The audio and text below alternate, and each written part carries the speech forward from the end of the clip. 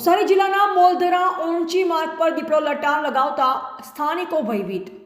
દક્ષિણ ગુજરાતમાં દીપડાઓની સંખ્યામાં ચિંતાજનક વધારો થયો છે। શિકારની શોધમાં વન્યજીવ રહેણાંક વિસ્તારમાં ધસી આવે છે। નવસારીના ગ્રામ્ય વિસ્તારમાં દીપડો ઘૂસી આવતા મોલધરા ઓણચી ગ્રામજનોમાં ફફડાટ ફેલાયો છે। નવસારી પૂર્વી પટ્ટીના ગામડાઓમાં દીપડાએ વધુ પડતા જોવા મળી રહ્યા છે। મોલધરા ઓણચી માર્ગ પર દીપડો ગત રાત્રે દેખાયો। આસપાસના ગામડાઓમાં રાત્રિના સમયે દીપડાએ લટાર લગાવી હતી। રસ્તેથી પસાર થતા રાહદારીએ દીપડાનો વિડીયો બનાવ્યો અને દીપડાના આટાફેરાથી સ્થાનિકો ભયભીત થયા છે।